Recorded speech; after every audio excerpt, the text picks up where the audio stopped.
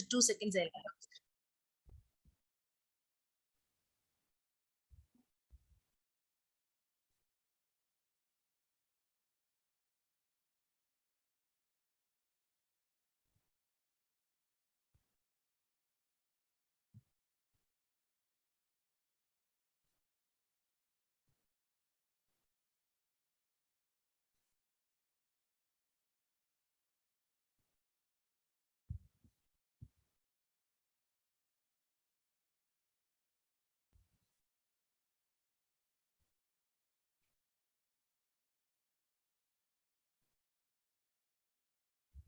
So given.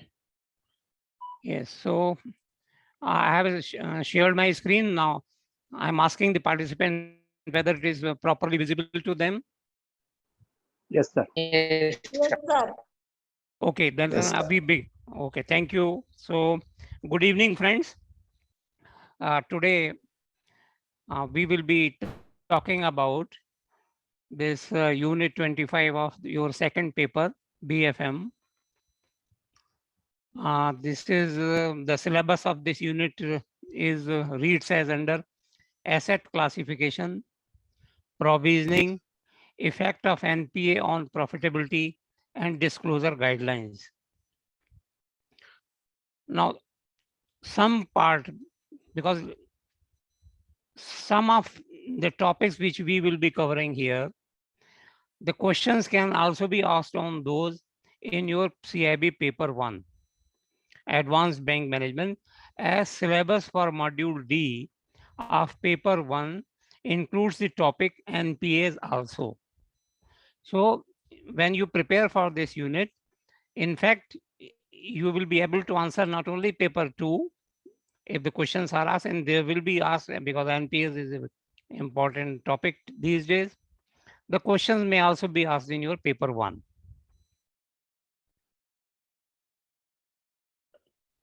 Now, in fact, earlier, every year in the month of July, RBI used to issue its master circulars on various topics like capital adequacy, then IRAC guidelines, and so many other things.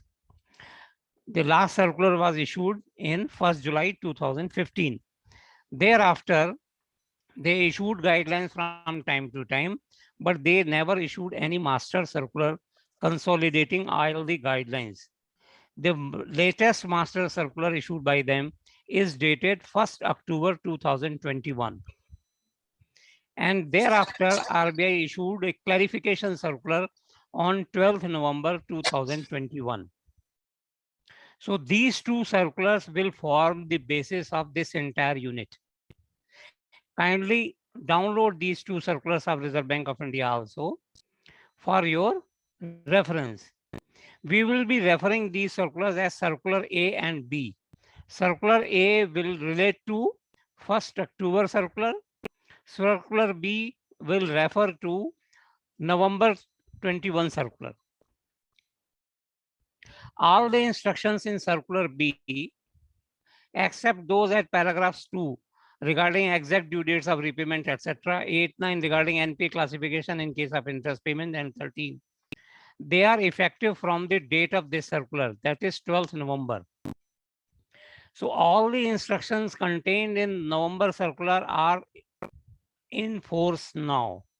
So whatever questions are asked, we will have to give answer which conforms, which complies with the guidelines of RBI issued on 12th November 2021.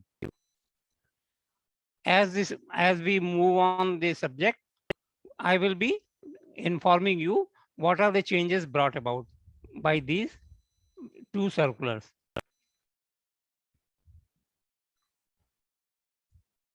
Definition of NPA, it is the old definition right from times immemorial. It is included at para 211 of circular A, that is October circular. You need not remember any para, any circular. This is just for your reference purpose. An asset, including a leased asset, becomes non-performing when it ceases to generate income for the bank. That is the answer. It becomes NPA when it stops generating income for the bank. No income is earned from an NPA account. Then how the NPAs are identified? Sorry. Term loan account is NPA if interest and or installment of principal remain overdue for a period of more than 90 days. This is the definition. That is the old definition. There is no change, but interpretation has been changed slightly. What is overdue? Because we say a term loan account is NPA if interest or installment remains overdue for a period of more than 90 days. So we should know what is overdue. Overdue means not paid on due date. If any installment which is due today, say 24th April, if it is not paid on today, then it will become overdue. Now, circular B, that is November circular, it's para 4. The RBI has clarified, please listen very carefully, that borrower accounts shall be flagged as overdue by the lending institutions as part of their day-end processes or the due date, irrespective of the time of running such process. Your day-end may happen at 5 p.m., 4 p.m., or 9 p.m. or 10 p.m. Whenever the day-end process is run, this account will become overdue. Earlier, what we were doing, if installment is due on 24th April, and if it is not paid, then we said that it became overdue next day, that is 25th April. No, now it is not there. It will become overdue when the day-end process is run. So it will be treated as overdue from today itself, 24th April. That is the change, which has happened because of clarification issued by Reserve Bank of India in the month of November 2021.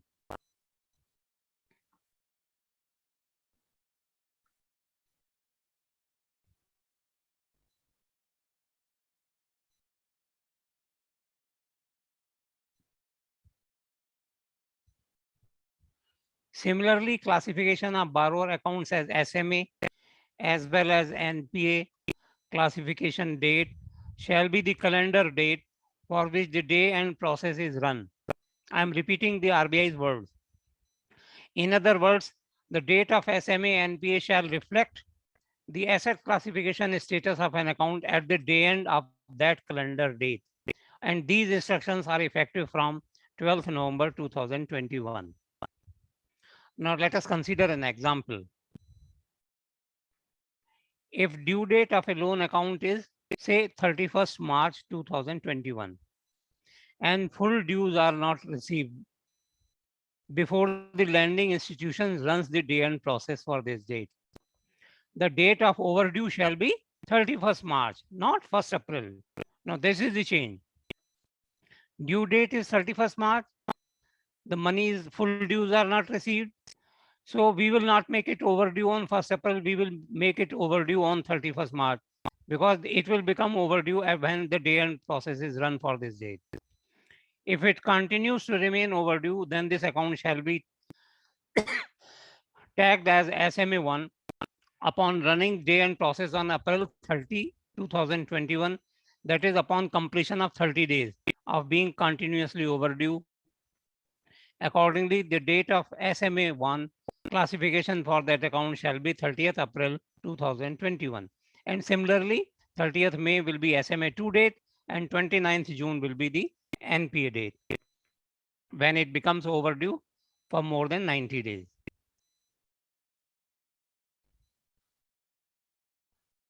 Now, this may be this is the type of questions which are expected. They are norms. Sometimes they are asked. Question 1 is due date of payment of term loan installment is 27th November 2021.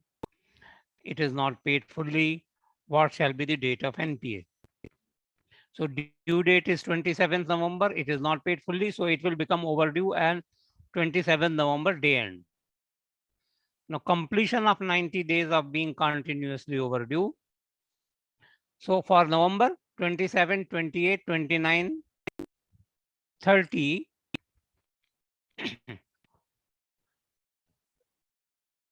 November, December, January, February. So 25th February will be the 90th day. 90 days will be completed of it being continuously overdue, and it will become NPA on 25th February 2022. Second question, due date of payment of term loan installment is 24th February. What shall be the date of NPA? Hello? Hello. Hello, in November 3 days you have mentioned, but it is 27, 28, 29, 30, 4 days is including 27th is overdue, am I correct? So if you include 24, then then 24th February will be the that will 24th February will be the 90th day. Okay. Yes. So yes, in that case, date of, I'm sorry, I think I have made an error. It should be here 4. Yes. That's right. And it should be here 24. And date of NPA will be 24th Feb. I made a mistake, okay? In the overdue also 24, am I correct? Overdue will be also.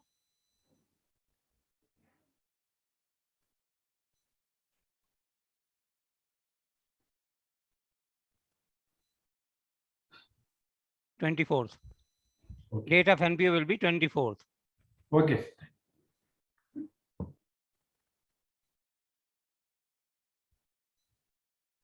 Similarly, here also, I think a 1 day mistake is there.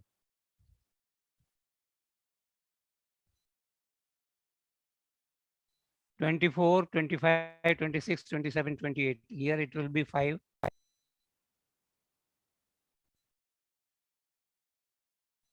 It will be 4.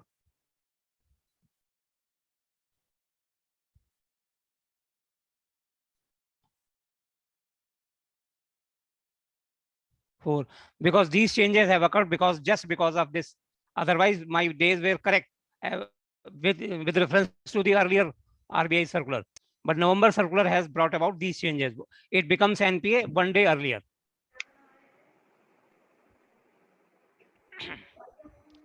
Now, CCOD account is NPA if it remains out of order. As per Circular A, that is 1st October, the account was treated out of order if the outstanding balance remains continuously in excess of sanction limit or drawing power, whichever is lower, for 90 days. This will become out of order, okay?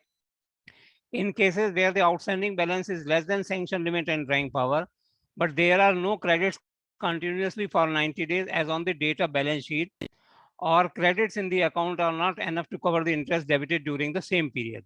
This was as per 1st October circular. But November circular, they have made some changes. They have omitted this word, date of balance sheet. So they say there are no credits continuously for 90 days. Now no reference to balance sheet date, or credits are not enough to cover the interest debited during the previous 90 days period. During the same period, it has been omitted, and it has been replaced by during the previous 90 days period. Now, what does it signify? Yesterday, I also clarified. Earlier, we were scrutinizing 90 days period before date of balance sheet. Our balance sheets are prepared in March, June, September, and December. So in September balance sheet, I will see the period of July, August, and September, and 90 days actually. And I will see if there are no credits, or credits are there, but they are not sufficient to cover the interest debited. If that was so, then I will classify this account as NPA. Now they have made omitted reference to data balance sheet. It means on any date during the year, I have to see if the interest, there are no credits continuously for 90 days. There should be no mm, time period of 90 days during any part of the year. I have to see, say from February to May, from October to December, or from December to Feb, any 90 days period. I have to see if there are credits or not. And if there are credits, then they should be, they should not, they are not able to cover the interest debited during the previous 90 days period.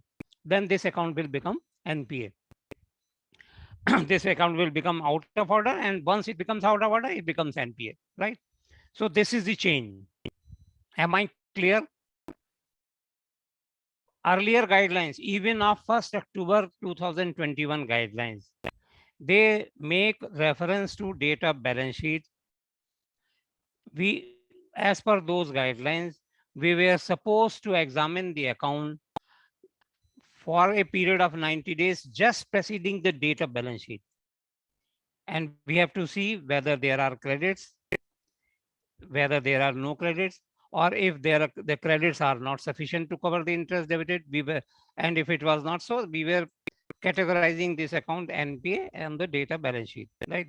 Now this process, this exercise, which was limited to 4 days only, now it is valid. It will run for all the 365 days. On any date, if the preceding 90 days there are no credits, it will become NPA. If during the preceding 90 days the credits are not sufficient to cover the interest debited, then it will become NPA. So it is now a ongoing process, continuous process.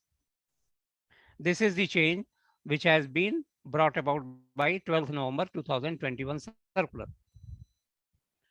Now RBI White Para 7, because why I have highlighted it, RBI White Para 7 of Circular B, that is November circular, further clarified that treatment of CCOD account as out of order on or after the date of this circular, that is 12th November, shall be based on the above revised instructions. So because our examination is going to take place in the month of June 2022, these instructions have come into force right from the date of circular. So we have to answer now according to revised definition of NPA for CCOD accounts.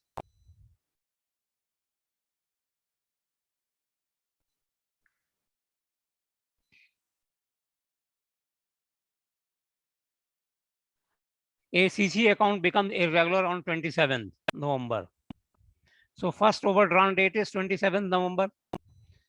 So 90th day will be November 27, 28, 29, 30, like this. So 90th day will be 24th, and on 24th the day end will be run, and NPA date will be 24th February 2022. Now these were so far we talked about the account becoming NPA because of financial default. There were some overdues in the account. There may be some cases where there are no overdues, but still the account can become NPA. These are known as non-financial reasons. An account where the regular ad hoc credit limits have not been reviewed, renewed, regularized within 180 days from the due date of ad hoc sanction, it will be treated as NPA. Let me explain it. Now you know that CC limits or OD limits, they are sanctioned for a period of 12 months.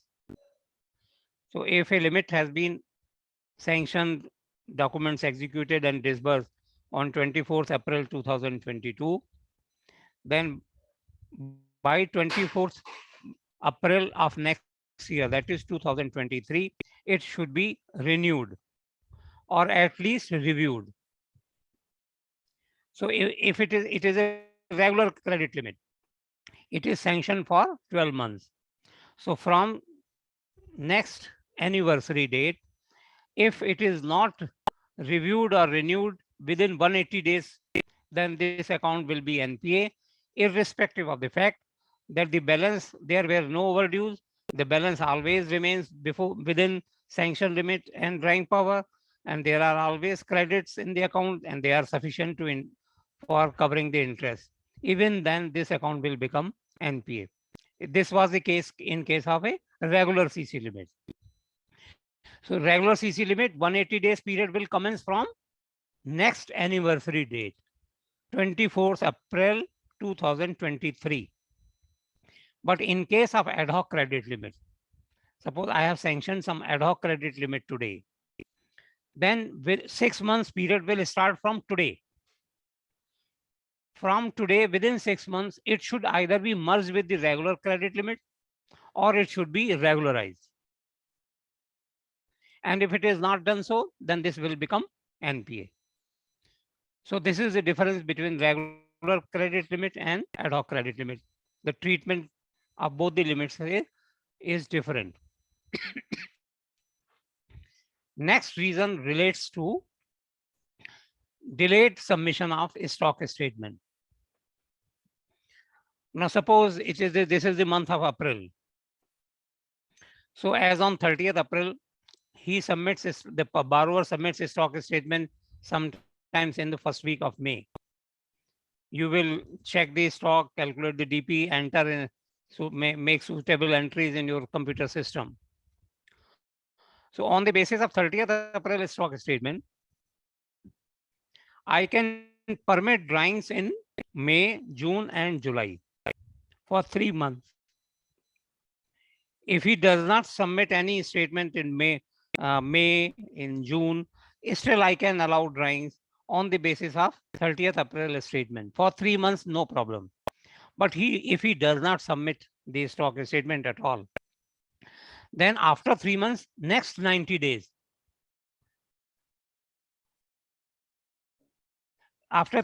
within 3 months, the drawings will be regular. Beyond 3 months, the drawings will be irregular. And if irregular drawings are permitted in the account for a continuous period of 90 days, this account will become NPA. So it is 3 months plus 90 days. Let us see an example. Periodicity of submission of a stock statement is monthly. Last stock statement submitted as on 30th July 2021. So 3 months means in August, September, October, there will be no problem. August, September, October. From 1st November, my operations in the account will be deemed irregular, provided further stock statements are not submitted. So 90 days after 1st November, that is 29th Jan 2022, this account will become NPA.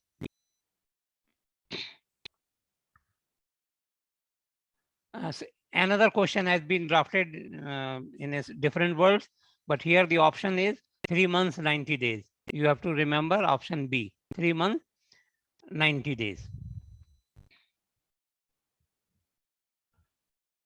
Now coming to bill purchase discounted, the account will be NPA if the bill remains overdue for a period of more than 90 days. If demand bill is purchased, usance bill is discounted, every bill has got a due date for payment, and if it is not paid on the due date, and if it remains overdue for a period of more than 90 days, this facility will be treated as NPA. Let us omit derivative transactions. It has been only included for the purpose of academic information. Questions are randomly seldom asked. Now, credit card dues are important. The relevant provisions are contained in 1st October circular, para 4.2.19.2. It says if the minimum amount due, as mentioned in this statement, is not paid fully within 90 days from the payment due date mentioned in the statement. It means because many of you will be using, must have been using credit cards. So we make purchases, we spend money on credit card, we receive a statement. There are 3 things written in this statement: total amount due, TAD, minimum amount due MAD, and a due date. So there is a due date.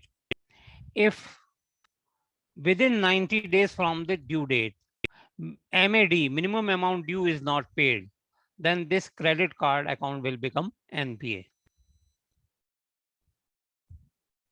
Agricultural advances. Short term, a loan granted for short duration crops will be treated as NPA if the installment of principal or interest thereon remains overdue for 2 crop seasons. And for long duration crop, if it remains overdue for 1 crop season. Which are long duration crops? The crop season longer than 1 year. Crop season is from sowing to harvesting. That is the crop season. So if this crop season is longer than 1 year, we call it a long duration crop. And this account will be NPA if the installment remains overdue for 1 crop season. In short duration crop, which are not long duration crop, and in that case, it should remain overdue for 2 crop seasons before thereafter it will be treated as NPA. The above crop season linked asset classification norms are applicable only to loans for crops, agricultural implements and machinery, pre and post harvest activities, pledge hypothecation of agricultural produce. Wherever the loan is such that its repayment will come from the sale of crop. Only those agricultural advances are governed by this asset classification treatment norm. Because there may be some other type of agricultural advances like dairy, poultry, horticulture, some other things, dairy, fisheries, poultry. These are agricultural advances, but here the repayment is not coming from the sale of crop. Here the repayment is coming from sale of milk, sale of poultry, sale of fisheries. So these norms, there only that's old 90 days norm will apply. So wherever the recovery are linked with the realization from crop, this norm, that long duration crop, it will be NPA if it remains overdue for 1 crop season. Short duration crop will be NPA if it remains overdue for 2 crop seasons. Now KCC, the KCC facility being essentially in the nature of cash credit accommodation for agricultural purposes, the prudential norms as applicable to CC facilities would apply to the KCC accounts. In other words, the KCC account would be deemed to be NPA if it remains out of order for a period of 2 crop season, if the debit in KCC was related to short duration crop, and 1 crop season if the KCC debit relates to long duration crop. Therefore, that is why this parenthesis contains as the case may be. So KCC account would be deemed to be NPA if it remains out of order for a period of 2 crop season or 1 crop season, as the case may be. Now we come to government guaranteed accounts. There are 2 types of government guaranteed accounts. Some carry guarantee of central government and some may carry guarantee by state government. If a borrower account is guaranteed by state government, there is no special treatment. Same 90 days norm will apply here. No change. But in case the advance is guaranteed by central government, there is some modification. Now, we have an advance which has been guaranteed by central government. Account becomes overdue.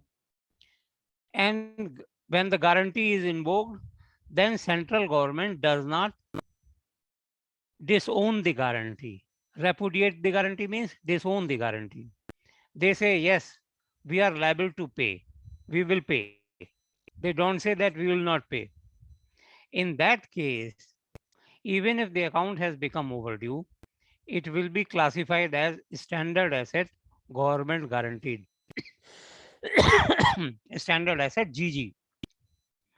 So, but this exemption is for the purpose of asset classification only. It will not be treated as NPA. It will be standard. But income on this account, interest on such advance will be taken to income account only if it is realized. For recognition of income, it will become NPA. So what you have to remember? Say advance is guaranteed by central government. It has become overdue. Then asset classification, it will be standard. For income recognition, it will be NPA. Asset classification, it will be standard. It will not be NPA. But for purposes of income recognition, it will be at par with NPA. Here also, only if some realization is there, only then interest can be taken to income account. Now, guarantee by ECGC is treated as guarantee by central government. Sometimes they say the account is guaranteed by ECGC. It has become overdue. What shall be the so and so and so? So wherever this is a question that you are finding that it has been made, the ECGC has been made a guarantor, then you have to treat it as if it has been guaranteed by central government.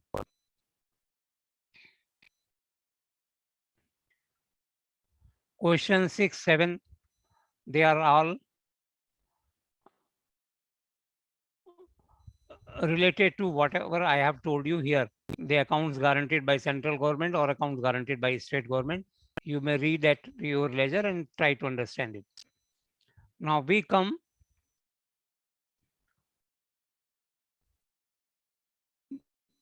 for borrower accounts, loan accounts, which have been granted against liquid securities. Liquid securities which are easily encashable, realizable. It is not car, it is not house, it is not a stock. Like FDR, the money remains with the bank. The borrower pledges his FDR to the bank and raises some demand loan or overdraft facility. Similarly, Indra Vikas Patra, Kisan Vikas Patra, life insurance policy, NSCs, we can make advance against FDR, NSC, IVP. These are all liquid securities. Now here, these loans need not be treated as NPA, although interest thereon has not been paid for 90 days. Right. These are in the nature of demand loan, overdraft. So there is no repayment of principal. There is nothing like, it is not a term loan.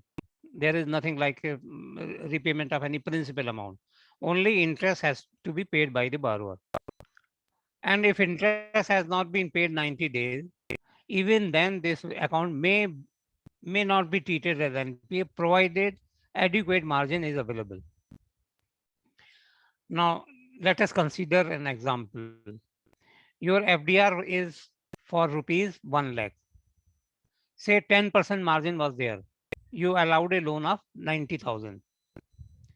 Now FDR will carry some interest and your loan will also carry some interest. Normally loan carries a little higher interest, 1% higher, 0.5% higher. So long as my outstanding balance in the loan account, inclusive of interest, is less than FDR plus accrued interest, I will say adequate margin is available. So I have defined this adequate margin. Adequate margin means current value of security is more than current value of loan. If it is so, then I will say that adequate margin is available. So in such cases, even though the interest has not been paid for 90 days, this account will not be treated as NPA, it will be treated as a standard account. And once it is a standard, the interest on such advances may be taken to income account on the due date provided adequate margin is available. Now you should know what are NSEs eligible for surrender, because NSEs are issued for, they have a lock-in period of 5 years. But on some eventualities, they can be encashed in between.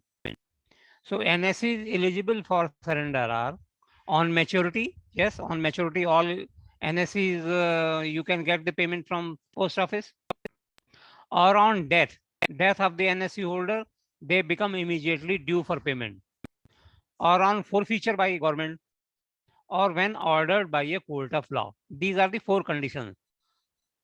On any of these 4 conditions, this NSE will become eligible for surrender. So for normal NSE, this will not apply, but for NSE eligible for surrender, this provision will be applicable.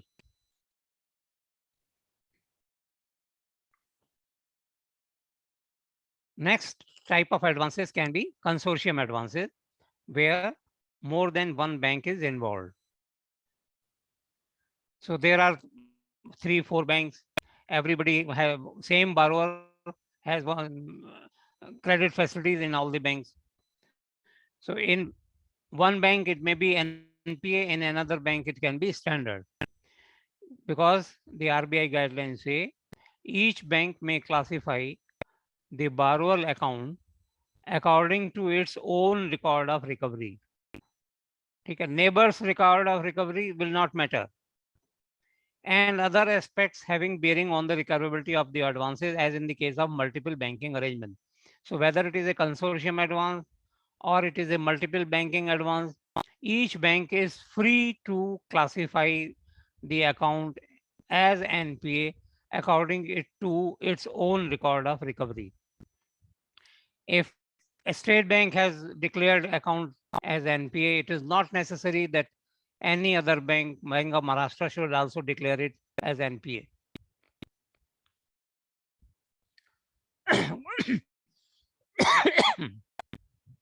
Question 8.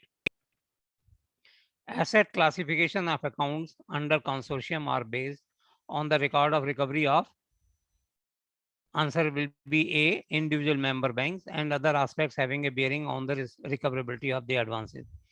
Now, other options are B, lead bank. So, asset classification of account under consortium are not based on the record of recovery of lead bank. All banks is also incorrect. Banks with 75% share by value is also incorrect option. Only option A, that is individual member banks, that is correct.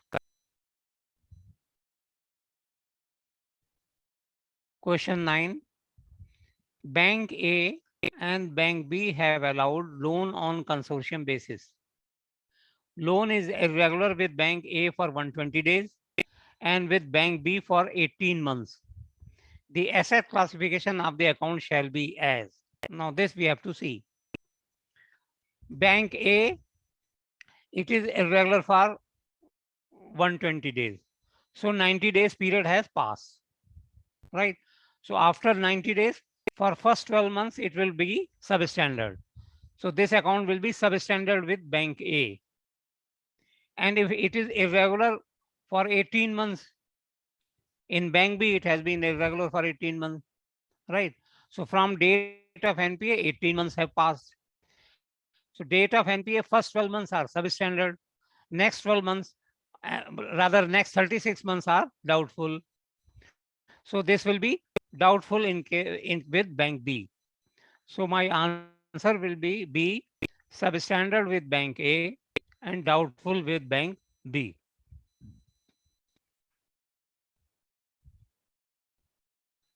Now we come to income recognition. The relevant provisions are in October Circular, para 3.1. Income from NPAs is not recognized on accrual basis, but is booked as income only when it is actually realized, right? In all other accounts, what we do in normal standard account, at month end, our system calculates interest, debits the borrower account and credits our interest head, income head, right? This is in the standard account. But once the account becomes NPA, this cannot be allowed to happen. We cannot debit the account. Hello? We cannot debit the account. Please ask. I have a question, sir. Yes, please tell me. I think you are from Punjab National Bank. You retired Yeah. from Punjab National Bank. I'm Yes. also working in Punjab National Bank. Right. These provisions were there before amalgamation. It was there. I mean, the process was that no income was booked for NPA accounts. But after amalgamation in our Punjab National Bank, we have seen, and it was told that it is the formula of Oriental Bank of Commerce that they are charging and booking interest every quarter. But they will not, let me tell you, they will not be taking to income, they will be parking it in sundry provision. Okay, I got it. Right? Thank you, sir. They can never take, because any amalgamation, they cannot override whatever RBI says. Yes, that is there. Right? So the thing is that they may, for accounting purpose, they might have debited it, but they cannot take it to income. That is pakka. There is no doubt about it. They must be parking. Kindly check. They must have been parking it somewhere else, not your income head. Okay.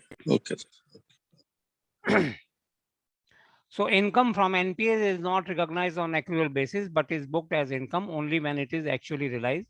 Therefore, interest on any NPA should not be charged and taken to income account. This is applicable to government guaranteed accounts also, because in case of central government guaranteed account, the exemption was for asset classification only, right? Not for income recognition. And for a state government, there is no relaxation either for asset classification or income recognition.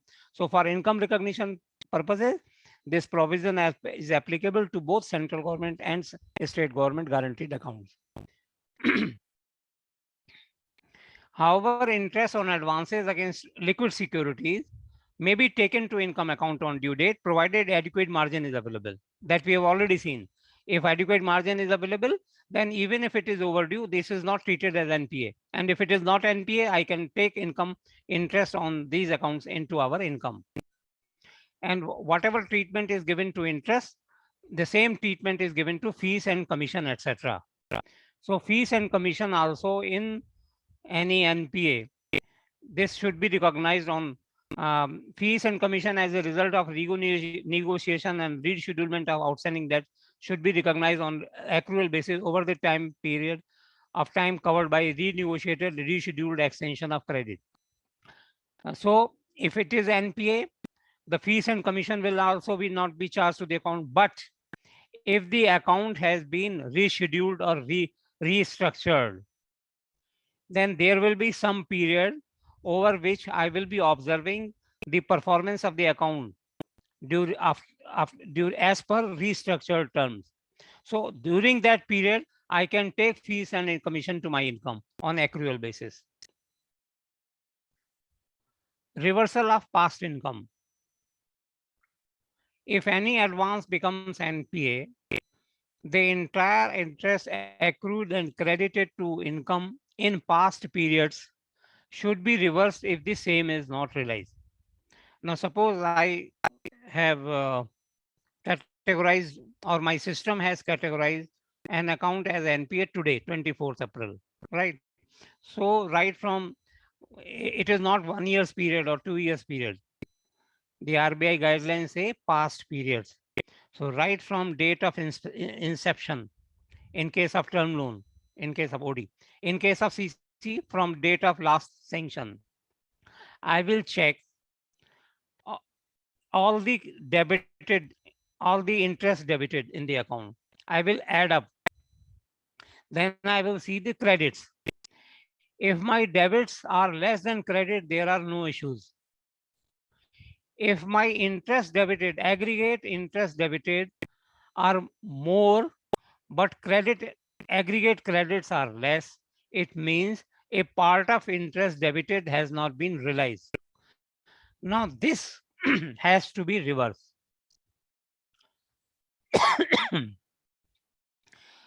So this is to be reversed, or this is to be provided for 100%. That is the criterion. So normally what the banks are doing these days, they if there is any derecognized income, earlier they were parking it in sundry provision NPA, but now they credit the borrower account itself, because that helps us in improving our balance sheet, because the gross outstanding balance of NPA gets reduced to that extent. Are you getting my point? If the derecognized income can be, if the I can do two things with the unrealized interest. I can credit to the borrower account, or I can park it in sundry account. If I park it in sundry account, then my NPA balances are higher. If I credit reverse to NPA account, then my gross NPAs will become lower. So my balance sheet looks healthier. So normally the provision is that the entire interest accrued and credited to income in past period should be reversed if the same is not realized.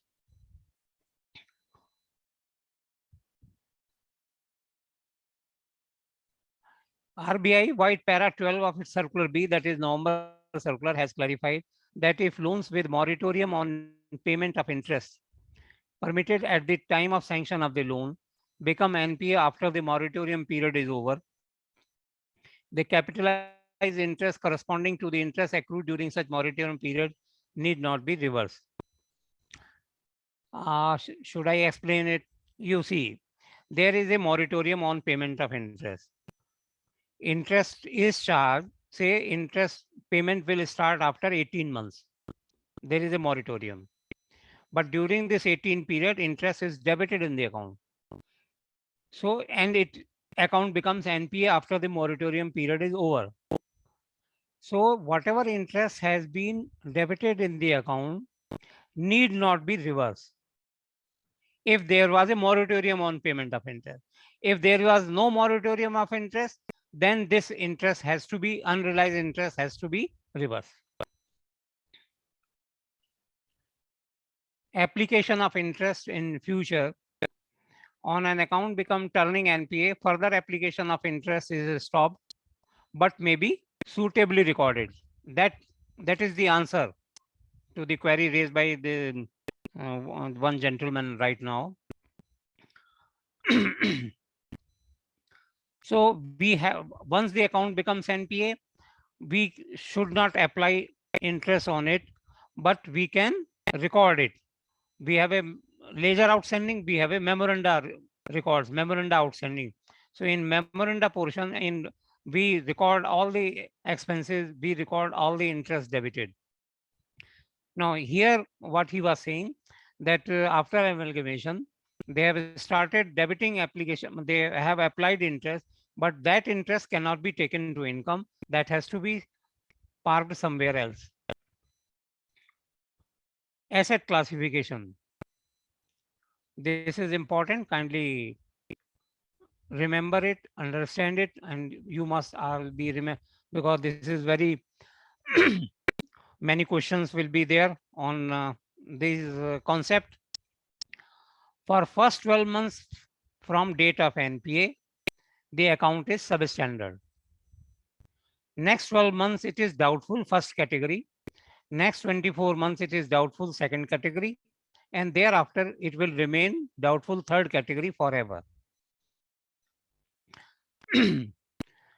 I had explained this, if you were, I'm sure that all of you have attended the last yesterday's session.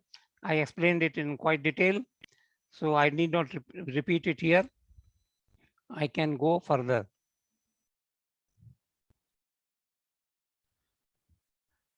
Loss asset, because of aging, the account does not become loss. Because of aging, it will become from substandard to DB1, DB1 to DB2, DB2 to DB3, but it will never become loss. Loss becomes only when there is a loss of security. Where loss has been identified by bank, auditors, RBI inspector, but the account has not been written up fully, this account will be classified as loss asset. Loss has been identified means the security has eroded, security has vanished, or has eroded to a large extent. Wherever any security, ECGC, DICGC, CGT-MSE cover is available, this account has not to be reported under loss category. Howsoever small security is there, howsoever small ECGC, DICGC, CGT-MSE cover is available, it will always remain doubtful because part of the dues will be secured portion and remaining part will be unsecured portion.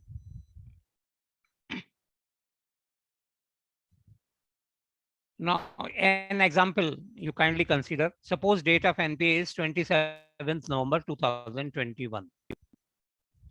Then this account will remain substandard from 27 November 2021 to 26/11/2022.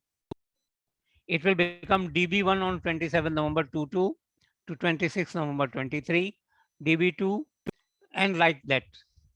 Now, why I have given you this example? Suppose they say that date of NPA is 27 November and you calculate provision as on 27 November 2022. And in the rush, in the pressure of your time, you say it is only 1 year's period. So this account is substandard and you apply provision at 15, 20 or 25%, which is applicable to substandard. Your answer will be wrong. Because it will cease to remain substandard after 26/11.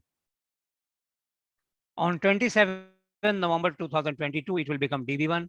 27 November 23, it will become DB2. And 27th November 2025 onwards, it will remain DB3. So first 12 months substandard, next 12 months DB1, next 24 months DB2, and thereafter DB3. So just have carefully understand this date concept, because whenever they will ask you to calculate provision, they may draft the calculation, formulate the question in such a way as to create confusion in your minds.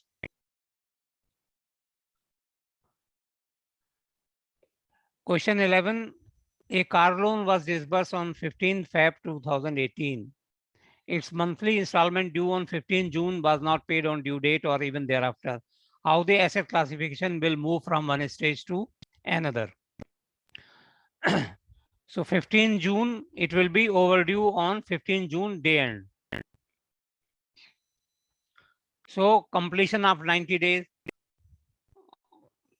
will be, here also I have to check whether 1 day error is not there or is there or not. But you kindly remember that from 15 Feb 2018 to 14th June 2018, it will remain standard and Hello? Hello, 1 day error shown, sir. maybe 1 day error is maybe there. Yes. So you see, the monthly installment was due on 15th June and it is not paid. So till 14th June, it will be standard and regular. There is no doubt about it. From date of disbursement, that is 15th Feb to 14th June, it will be standard and regular, right? Then for next 30 days, it will be SMA 0. Next 30 days. For next 30 days, it will be SMA 1. Next 30 days, it will be SMA 2. And thereafter, it will become substandard. I will recheck this in the light of this day end concept. And when I give you this write-up in mail, I will give you the proper dates. Maybe that 1 day errors are there.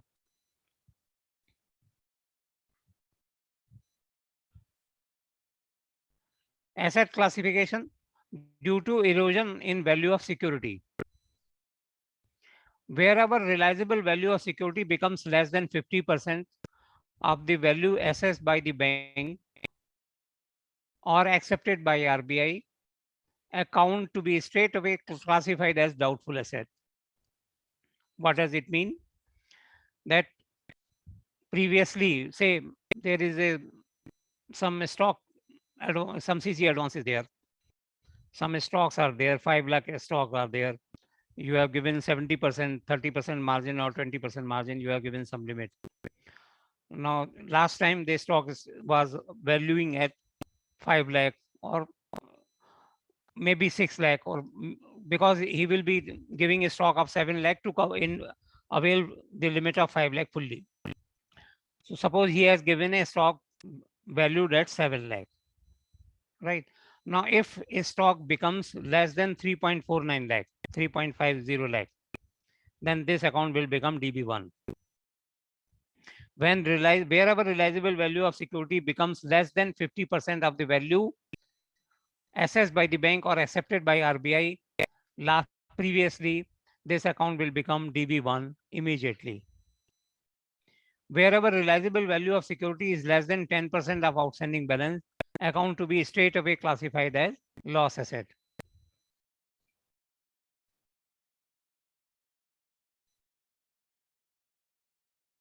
This we had discussed previous day. Less than 10% means 10 value of 10 is not there, and up to 10 means value of 10 is there.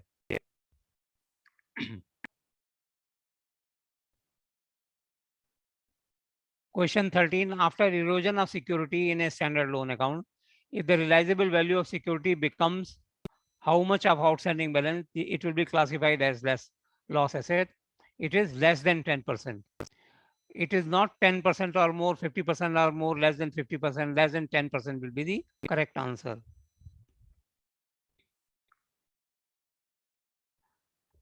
Advances against liquid security, we have already seen that these accounts need not be treated as NPA provided adequate margin is available, and adequate margin means current value of security is more than current value of loan. That's all. Now, this is very important. Next table. Kindly remember every single line of this table. There will be questions relating to calculation of provision. So for a standard asset, direct advance to agriculture and SME means micro and small. It is not small and medium. It is micro and small. So if there is a direct advance to agriculture and SME sector, micro and small, then standard account will attract a provision of 0.25%. Commercial real estate, it will attract provision of 1%. Commercial real estate, residential housing, CRERH. CRERH means there is a FSI, floor surface index. There may be some integrated projects. The commercial space is also there in the shape of hotels, multiplexes, malls. There can be residential buildings also. If my commercial space is less than 10% of the total space, then it is known as CRE residential housing. And that will attract a lesser provision, that is 0.75%. Housing loan at teaser rate means concessional rate, less than the call rate of the bank. To attract new borrowers, new home loan borrowers, banks sometimes say that for the first 2 years, we will be offering you loan at a concessional rate. So during the time it is attracting concessional rate, it will be having a higher provision, 2%. Now, for this teaser rate, I have to clarify one more thing.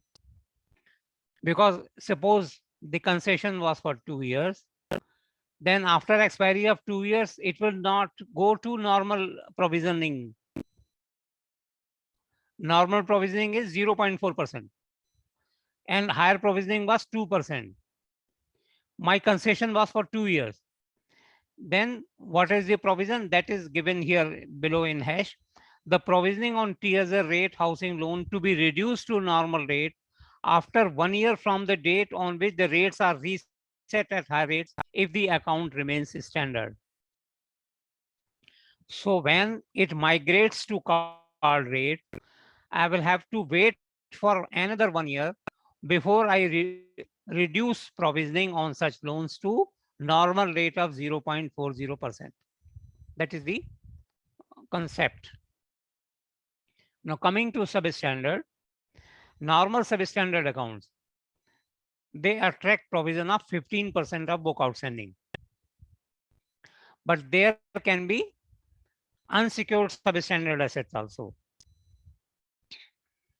Means, suppose I have given a loan for, say, personal loan or education loan where there is no mortgage. There is no, I have not taken mortgage from the parent. Only personal security is there. Or personal loan I have granted. So there is no security at all in the beginning. So if such advance becomes substandard NPA, then it is known as unsecured substandard asset. So what is the exact words of RBI guidelines? Realizable value of security not more than word. It is there, not more than, not here. It is not less than 10%. Please remember, RV of security less than 10% is not written. RV of security not more than 10% is written. Ab initio means from the very beginning of the outstanding exposure. So if the security was not more than 10% in the initially, I have granted a loan of 1 lakh. Now 10% is 10,000. If my security was not more than 10,000, it was up to 10,000. Either there was zero security or any security up to 10,000. If such loan becomes substandard, it will be treated as unsecured substandard asset and it will attract a provision of 25%. Sir, what is RBI security?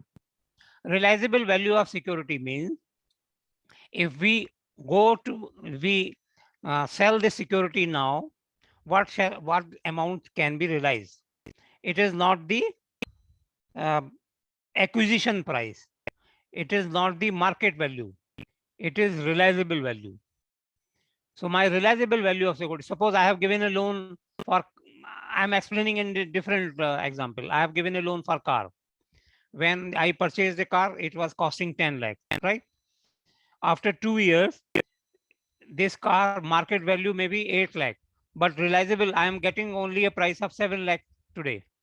Because whenever you get a valuation done by your valuer on your panel, registered valuer, they give market value, they give realizable value, and they give distress sale value. They give all the 3 types of values.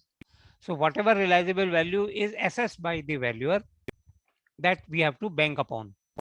So if realizable value of security is not more than 10% from the very beginning, and if such account becomes NPA, it will be known as unsecured substandard advance. It will attract a provision of 25%. But if unsecured substandard advance is the infrastructure sector, like road, bridges, etc., then it has a concession of 5%. It will attract a provision of 20% only. Next category of NPA is doubtful. So there can be 3 categories: doubtful 1, 2, 3. Here, the secured portion, because in doubtful, there will be some security and there will be some portion which is not covered by any security. The portion covered by security is known as secured portion. The remaining balance is known as unsecured portion. So the secured portion in doubtful 1 category will attract a provision of 25%. In doubtful 2, 40%. In doubtful 3, all secured, unsecured, everything, this attracts 100% provision. Loss asset, total outstanding, 100% provision. Now provision coverage ratio. What is provision coverage ratio? You see, we have got in our balance sheet standard advances, substandard, then NPAs. NPAs can be further classified as substandard, doubtful 1, 2, 3, and loss. Right. So what I will do, I will calculate all the gross advances, gross NPAs. Gross NPAs means ledger outstanding of all the advances which are in NPA category. Then I will add up the provision against each. For substandard, it will be less 15%, and so on. For doubtful 3, it will be 100%. So every account will be having certain provision, every NPA account. So I will add all NPAs, I will add all provisions. This aggregate provision divided by aggregate NPAs in percentage term is known as provision coverage ratio. Now, banks, to ensure that their total PCR, including floating provisions, is not less than 70%. We are, this is a recommendatory guidelines of Reserve Bank of India, that we should strive to and achieve 70% PCR in our balance sheet. Now, one relaxation has been given by RBI, because all the banks, you know, that there were huge surge of NPAs in the balance sheet of every bank. Every bank was defaulting. So they said, okay, whatever your gross NPA position was on 30th September, please see that your PCR, the total provision, are not less than 70% with reference to gross NPA position as on 30th September 2010. That relaxation has been given.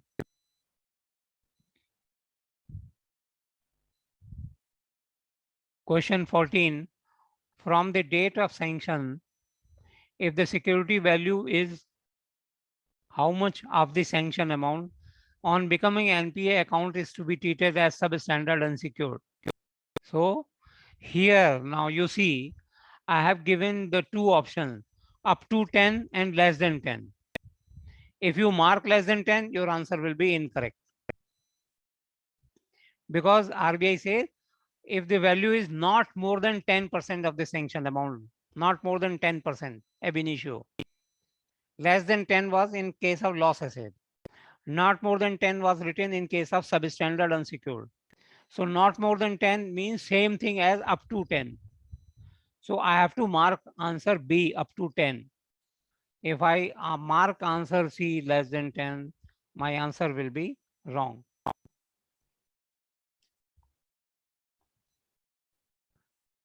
An account has been doubtful for 2 years. So doubtful. 10. Hello? Hello? Yes. Hello. Tell me. Up to 10% and less than 10% is same. Am I correct? Up to What is the 10 and difference? not, up to 10 and not more than 10. Up to No. 10, you see, up to 10 means what? 0, 1, 2, 9.99 and 10. Yes. Yes. Less than 10 means 0, 1, 2, 9.9999. That's all. But 10 will not be there. Yeah, okay, okay. Okay, I Right? understand. I understand. Thank you. Thank you. Okay.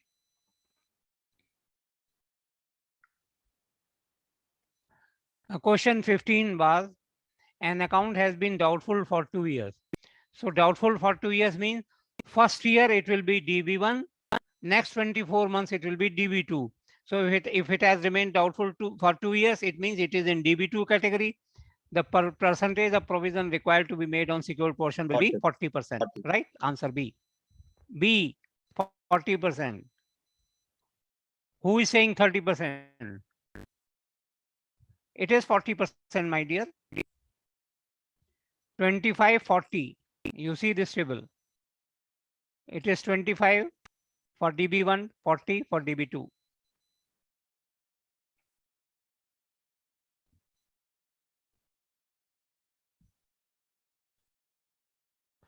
Question 17. Account of Messrs ABC has become DB1 with balance of rupees 6 lakh. The collateral security is 3 lakh. Primary security is 1 lakh. Guarantor's net worth is 10 lakh. What will be the provision? Now we have to add up primary and collateral security. That is 4 lakh. So this 4 lakh is my secured portion. But how much is the balance? 6 lakh. 4 lakh secured, unsecured will be 2 lakh. What I want to emphasize, that guarantor's net worth is not to be taken cognizance of. Whatever be the guarantor's net worth, we have to only see what is the primary security that has been charged to the bank, and what is the collateral security over which the bank has a charge. Only that security has to be considered.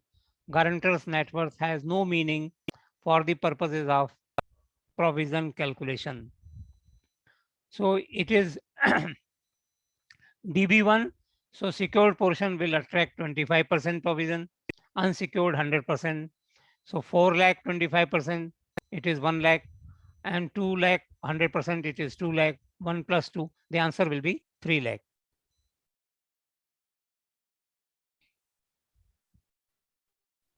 So I am leaving this question 18.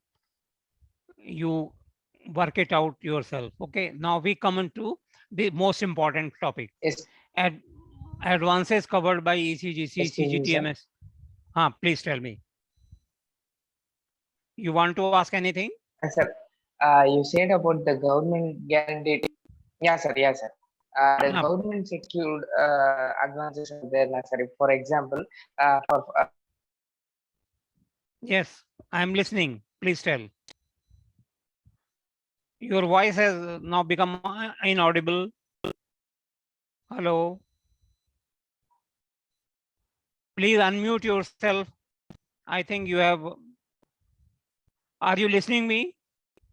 it's not Or sir, other- for the whole account. We should not, No, I'm not getting you at all. sir. Government, for example, a company is having 50 lakhs of loan. Then Okay. the 10 lakhs of loan is covered in CGTMS. Okay, sir. Huh. If that becomes NPA, Yes. Then how a provision will be calculated? Okay. sir. So this is what this is where I am coming right now. Just give me Okay. 2 minutes time. Okay, okay, Give me 2 minutes. Okay. okay. So this table, advances covered by ECGC, CGT, MSC, and this is housing loan, CRG, FT, LIH guarantee. There can be any type of guarantee. The provision, the methodology is same wherever there is some coverage available to us. How we have to do? The important thing which you have to remember is that from balance outstanding, you have to first deduct value of security. You should not apply guarantee coverage percentage on the book balance outstanding. First, you have to minus deduct value of security from the balance outstanding. So this you to understand this table. So A is my balance outstanding. B is my value of security. So my secured portion will be B. Unsecured amount is my A minus B, that is C. Okay, C. On this C amount, I will apply the percentage. The 50% cover is available, 60% or 75% or 82%, whatever it is.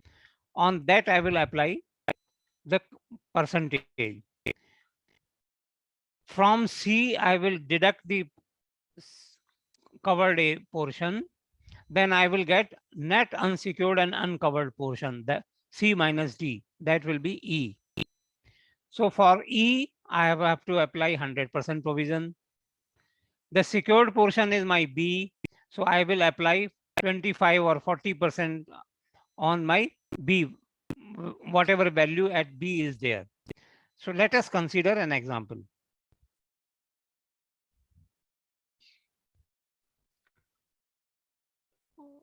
A pre-shipment account means a CC account is DB2 as on 31st March 2021 has a debit balance of 4 lakh. The primary collateral is 1.5 lakh. Provision calculate on as on 31st March.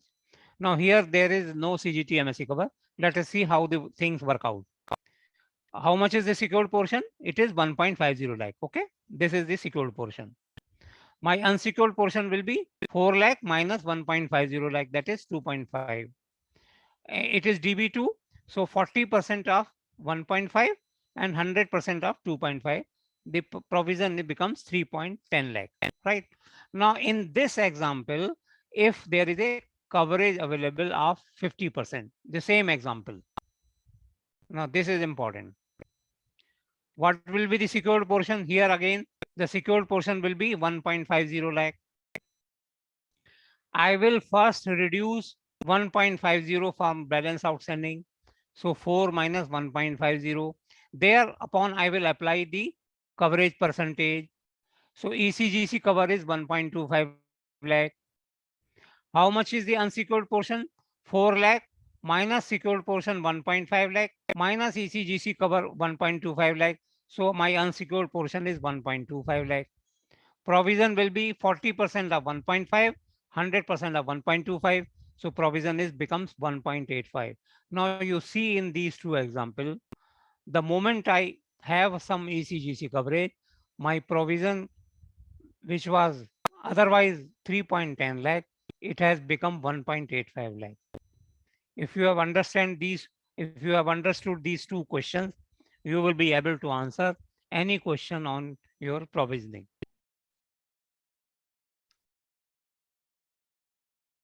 Sir, once again, you can explain, sir. You see, earlier in question 19, there was no ECGC cover. Okay. My balance outstanding was 4 lakh. My primary collateral security total was 1.5 lakh. So my secured portion is 1.50 lakh. Okay. And for unsecured portion, because there is no cover, so 4 lakh minus 1.50, it is unsecured portion is 2.5. Now 40% of 1.5, 100% of 2.5, the cover provision is 3.10 lakh. The moment ECGC cover is available, then I will first reduce 1.5 from 4, and thereafter I will apply the percentage, that is 50% cover is available. So ECGC cover is 1.25 lakh. My unsecured portion now becomes 4 minus security minus ECGC. So 1.25. So 40% of 1.5, 100% of 1.25, the provision will be 1.85 lakh. So this is how the things work out. Now country risk provisioning. Now suppose there is an exporter, he draws bill on a overseas importer located in USA, located in UK, located in Afghanistan, located in Iraq or Syria. So every importer, that importer in different countries, because the country will be having some risk. I will not prefer a country importer located in Syria or Yemen or Afghanistan. So we have a provision for country risk, where I have to apply, where our net funded exposure is 1% or more of our total asset. If my total advance of the bank are 1 lakh crore, then 1% of this, whatever it is, my net funded exposure should not be more than 1% on that country. And if it is so, then in addition to the statutory provision, I have to apply a provision ranging from 0.25% to 100%. This is A1 will attract 0.25, A2 0.25, B1, B2, C1, C2, D, insignificant, low, moderate, high, very high, restricted or off credit. This is ECGC, as per ECGC classification. So you have to only remember it, my dear friend. There is no, I think nothing is to be understood. It has to be remembered only. If the ECGC classification is A1, then I have to make a provision of 0.225. The only rider is that my net funded exposure of my bank should be 1% or more of my total asset on this country. Right. So this, sometimes the questions are asked over it.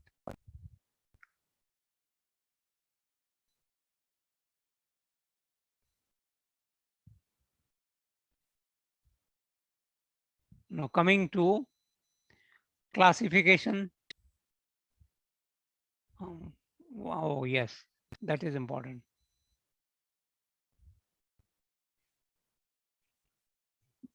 In case of default in payment of interest only,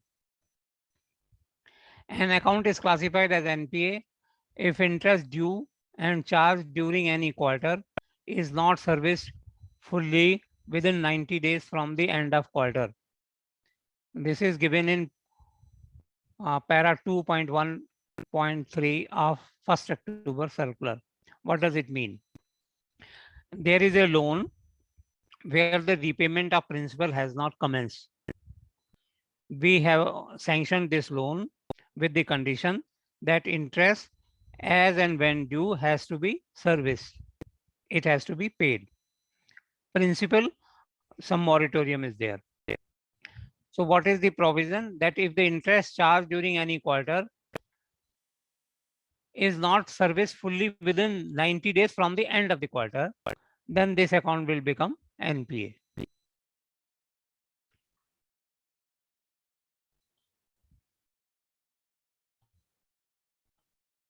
Sometimes terms of sanction of a term loan provide for moratorium on repayment of principal, but repayment of interest as and when due. The interest charged on such term loan in the quarter from 1st July 2021 to 30th September has to be cleared within 90 days from the end of the quarter, that is up to 29th December 2021.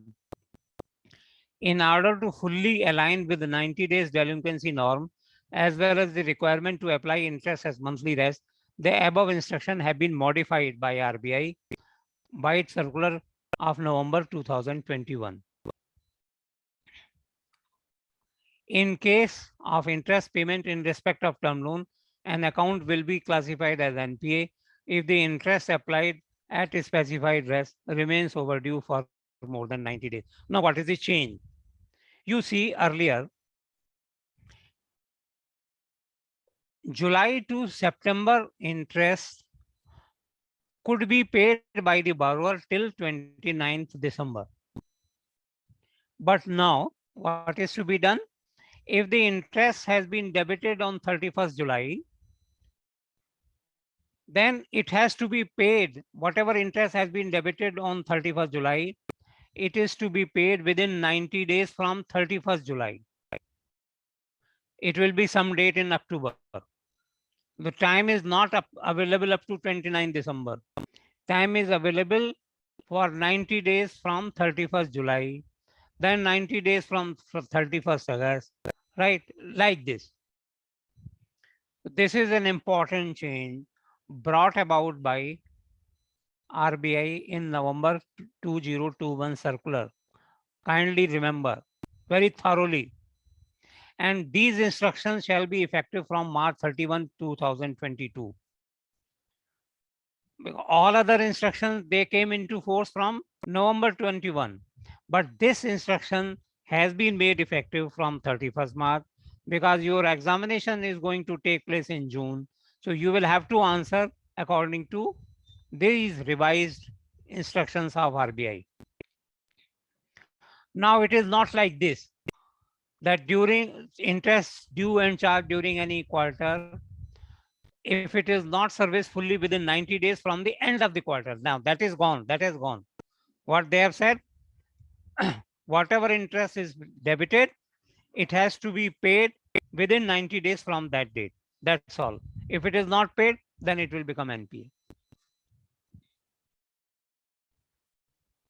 Now, classification borrower wise, not facility wise. If a borrower has got car loan, it has got home loan, it has got some other advance also.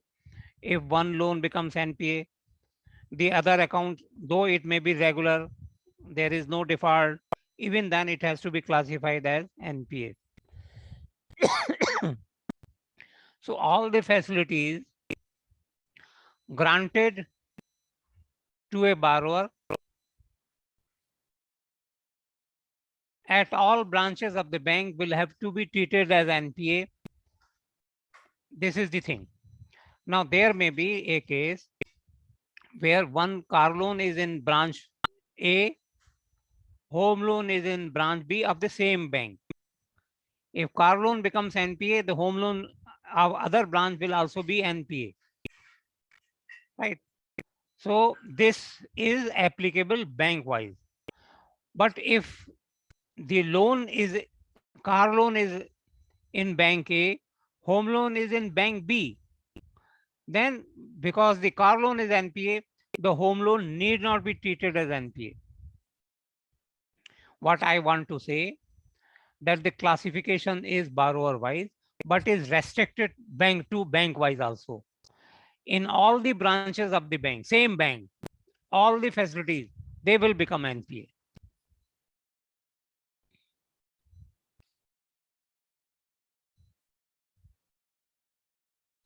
Upgradation.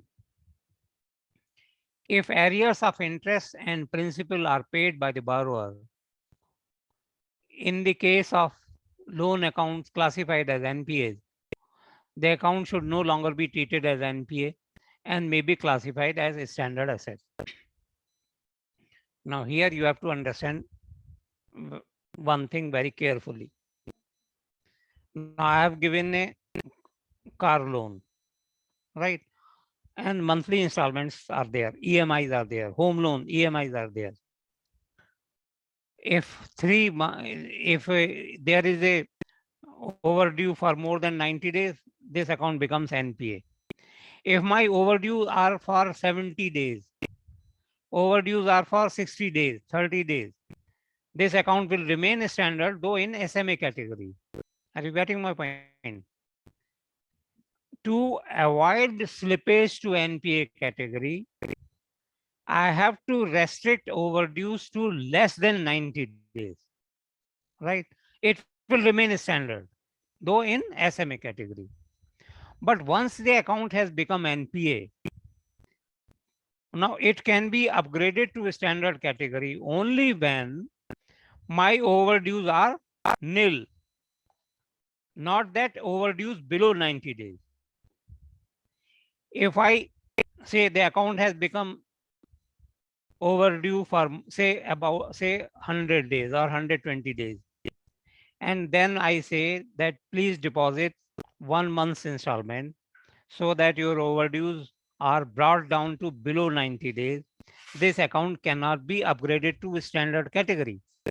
Once it becomes NPA, we have to bring overdues to nil before we can upgrade. That is the point which I want to emphasize, I want to highlight. For migrating from standard to NPA, I need to only restrict overdues to below 90 days. But for reverse migration, I have to bring overdues to nil category. Only then it can be reverse migrated means upgraded to standard category. Question 24. A borrower visited branch on 22nd August 2021 and found that his NPA account with balance outstanding is overdue has 4.50 lakh. On the same day, he clears his entire overdue. So the account will be categorized as a standard asset with effect from which date? That is 22nd August, the date on which he has cleared his overdues, total overdues. He has brought down overdues to nil. So I will not wait till the month end. I will not wait till the quarter end, right? On the same day, it will be upgraded. So here the option where month end 31st August, that is incorrect. Quarter end 30th September, that is also incorrect. Year end was 31st March 2022, that is also incorrect. So 22nd August 2021 is the date when he cleared all the overdues. This account will become standard.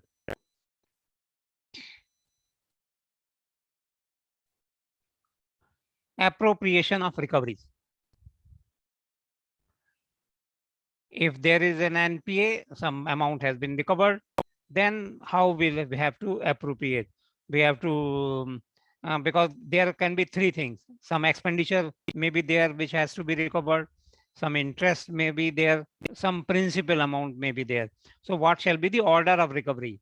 expenditure, principal, interest, so on and so forth. Now, as far as RBI is concerned, RBI guidelines are there.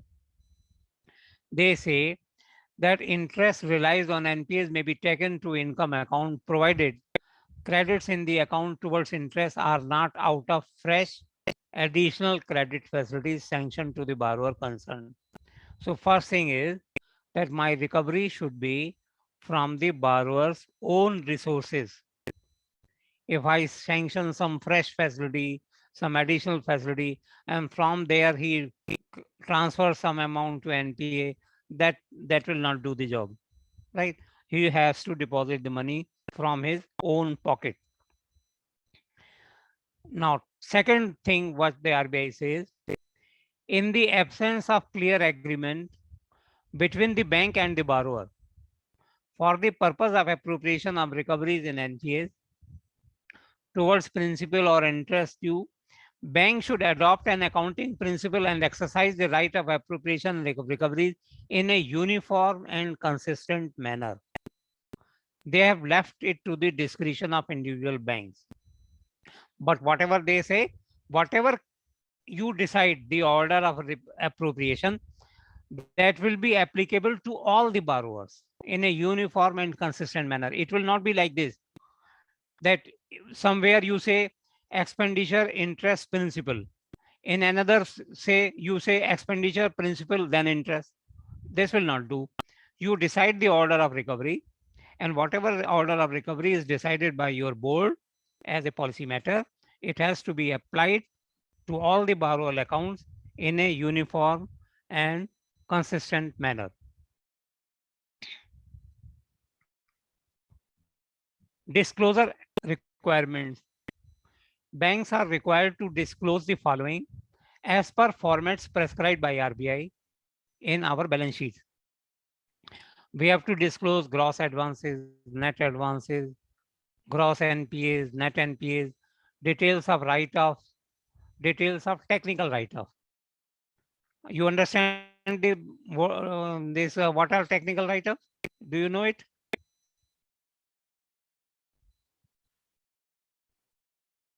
Hello, are you listening? Yes, sir. No idea of technical write-off. You see, write-off means there is a NP account with a balance of say 200 rupees. Okay. So we debit our, because it will be having some provision also. Now suppose it has an advance of 200 rupees, provision was 50 rupees. So I will debit provision with 50 rupees. I will debit my revenue, that is your income expenditure, profit loss, income expenditure account with 150 rupees. And I will credit 200 rupees in the account, and this account will be having now zero balance in my balance sheet. This is known as written off account, right? If there is a balance, the entire balance has been wiped out by transfer from my provision, by transfer from my income revenue account. Now, technical write-off is slightly different. In technical write-off, the account continues to exist in the banks of the book. Suppose the same example, 200 is my loan account, 50 rupees is my provision. Now here what I do, at HO level, while consolidating the balance sheet, I am not actually crediting the borrower account with the 100 or with the 150 or 50. I'm not crediting. The borrower accounts in the branch books will continue to show a debit balance of 200 rupees. But in head office, in balance sheet, I will reduce my gross NPAs by 200. I will reduce my provision by 50. I will reduce my revenue by 150. Only for balance sheet purpose, so as to show a better picture of gross NPAs. Now this account will be known as technically written off. It is not included in the balance sheet at consolidated level. but in the branch books, it will continue to exist. And this technical write-off, whatever figure it is there, we have to disclose in our balance sheet. Details of financial assets sold during the year to asset reconstruction companies. This I have to disclose. Details of non-performing financial asset purchased from other bank or sold to other banks, I have to disclose. Number and amount of advances restructured and amount of diminution in fair value of restructured advances, I have to disclose, and some other things also. But basically, this is what your question may be. What are the disclosure requirements of the bank? Now we come to a important question. You see,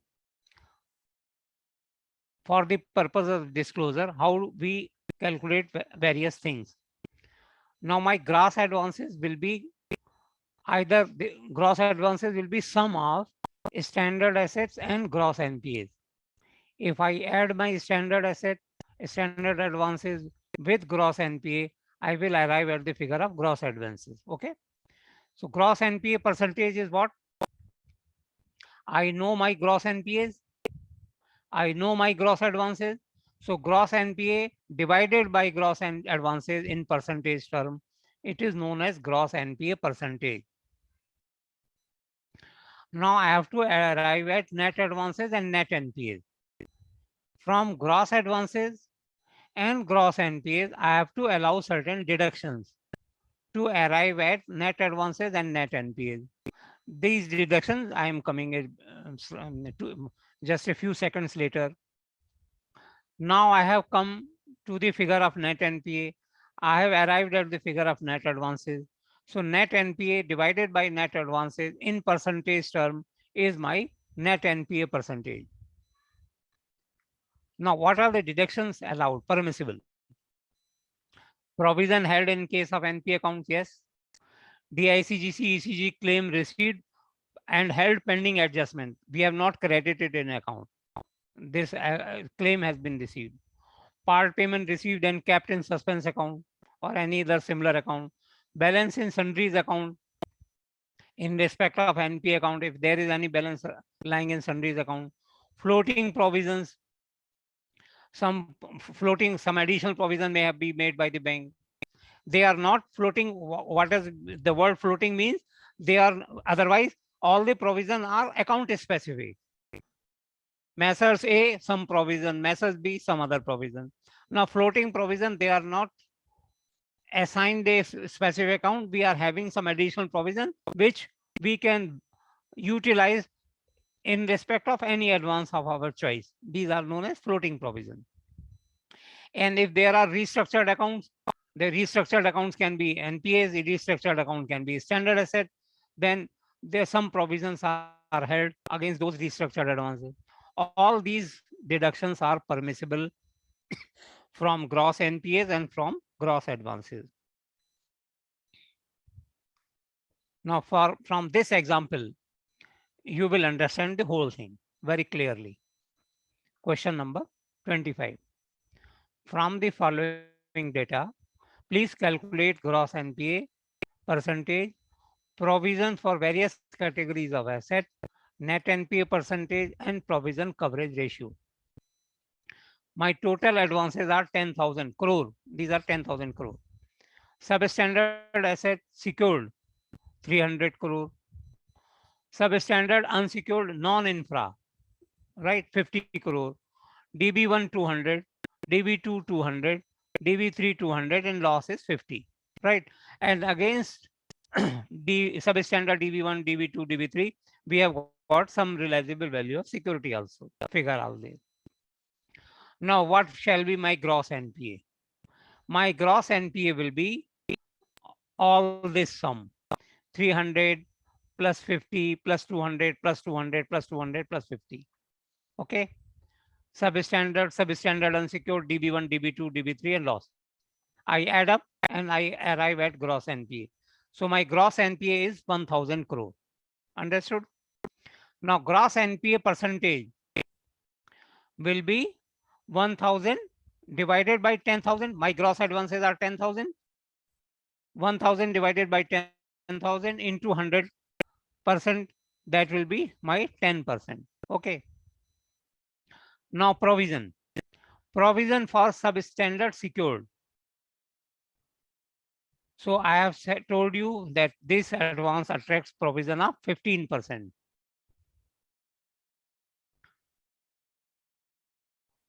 15% of 300. And I have got substandard in non-infra, unsecured. So this attracts 20% provision. Non-infra, I'm sorry. Infra unsecured substandard attract 25, non-infra 20%. I'm repeating the other, it is other way around. Concession is there in infra. Infra means 20%. Non-infra, no concession means 25%. So in case of substandard, 15% of 300 and 25% of 50. So 57.50 will be the provision for substandard asset. DB1. Now here secured portion is 150, unsecured portion will be 50. So 25% of 150, 100% of 50, the provision will be 87.50 crore. DB2, here again, I will find out unsecured portion, secured portion, and I will apply 40% and 100%. The provision comes to 140%. For DB3, I have not to see any secured portion. The entire outstanding balance will attract 100% provision. For DB3, so 100% of 200, it is 200 crore. Loss asset, 100% provision, 50 crore.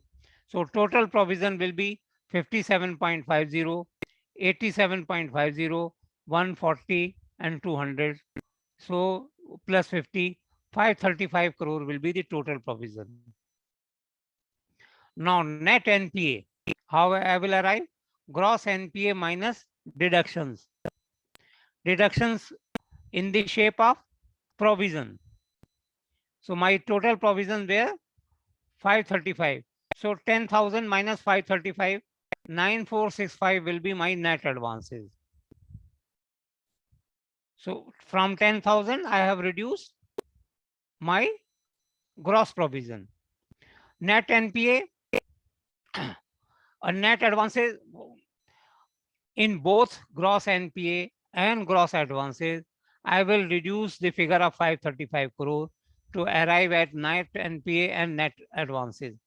And 465 divided by 9465 in percentage term, it will be 4.91%. That will be my net NPA percentage.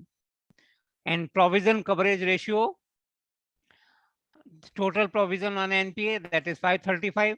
Gross NPA is 1,000.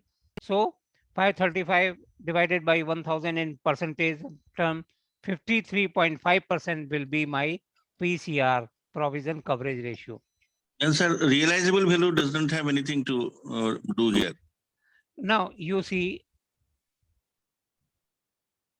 what I had given here, it is the realizable value, RV of security. Okay. Yeah. RV of security will come into play in the case of DB1, DB2, DB3, not for substandard. On now unsecured substandard, we calculated provision at the rate of 25% of 50, right? Here I did not take into cognizance the realizable value of security, which was 5 lakh. I Yes, calculated 25% of 50. Here you can see 25% of 50. Okay. For all other DB1, DB2, DB3, I took into consideration the realizable value of security. Only thereafter I arrived at secured portion and unsecured portion, applied 100% provision on unsecured portion and 25-40 in the case of secured portion. You kindly go through this example. Now this will clear many things in your mind, and question can be there. Questions are usually asked here. If still there are some doubts, you can ask me later on. Now last is effect of NPAs on profitabilities. NPAs affect current profitability as well as future stream of profits. Current profitability, why? Because we have to reverse the existing provision, non-recognition of income. Then we have to provide for, we have to make provisions, and we have to, because of NPAs, the capital requirement is also higher. In your Basel, that is your Basel norm, higher capital has to be maintained on NPA accounts. So my current profitability is adversely affected. And not only that, my future stream of profit, that is also hampered because I am not charging any interest on my NPAs. Reduction in profits brings fall in the value of share. I have issued some share to the government, some share to the public. So my shares, their value depends upon the profitability of the bank. So if my profits gets reduced, my market value of the share that also falls. Blocking of funds and capital. If my NPAs are not recovered, then I cannot make fresh advances. If I make recovery in NPA, then I can make other advances. So my funds get blocked. Then prompt corrective action scheme. One scheme is there of Reserve Bank of India. 3 parameters are there: capital, asset quality, profitability. For capital, CRAR, capital to risk weighted assets ratio, CRAR, 9.5% we have to maintain. CET1, common equity tier 1 cap ratio. Then asset quality is measured by net NPA ratio. Profitability is measured by return on assets. In all these three, there are 3 thresholds are provided for. Breach of any threshold is specified mandatory and discretionary action by the Reserve Bank of India. If you cross first threshold, milder sanctions are there. If you cross second or the last threshold, you can actions are severe, like you cannot open new branches, you cannot recruit further manpower, you cannot increase your salary to your higher staff, not those are covered under some settlement, but for higher you cannot declare any incentive, etc. So there are many actions of Reserve Bank of India in the prompt corrective action scheme. It is based on 3 parameters: capital, asset quality, profitability. Every parameter has got 3 threshold. Breach of any threshold entails 2 types of action. Some mandatory, they cannot be avoided. Some discretionary, the Reserve Bank has the discretion to apply those action or not. So this Sir, is excuse all. me, CR has to be maintained 9.5 or 9%, sir? 9%. 9% plus 2.5, 11.5 now. What is 2.5, sir? It is some buffer is there that was to be maintained, some because they are giving some they are extending the timeline. Otherwise it has been long overdue. Maybe that even on 31st March 2022 they had given relaxation that you need not maintain this buffer of 2.5%. So 9% will continue. Otherwise the Basel 3 requirement is 9 plus 2.5, 11.5. But some date lines have been extended, timelines have been extended from time to time, because banks have not been able to be create adequate capital. If you want, I can give you that also, that information in my write-up. I will give a brief what is the timeline of achieving various ratios of capital adequacy. So friend, this was all which I wanted to share with you regarding unit 25 of your second paper covering income recognition, asset classification, provisioning norm of Reserve Bank of India. Rest assured, there will be quite a number of questions on this subject, right? If you have got any queries, any doubts, you can raise right now. Now you can unmute yourself and tell me if you have got any questions to ask.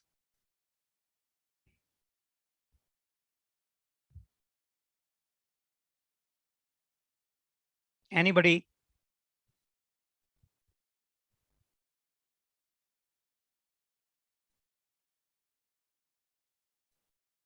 No questions?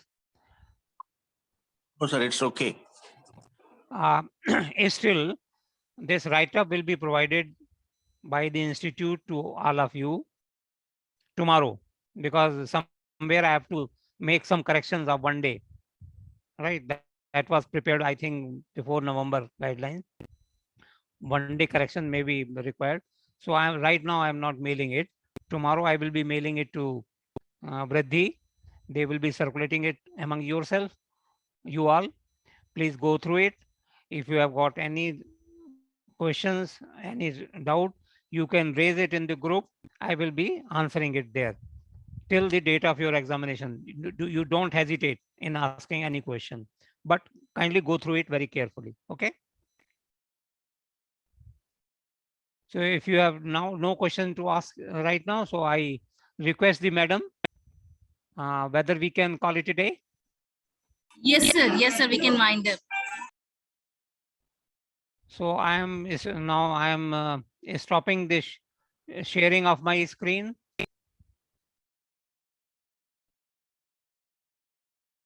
And I wish you all the very best. Kindly prepare well, work hard, practice hard, and I wish all of you clear your examination. Thank you very much and good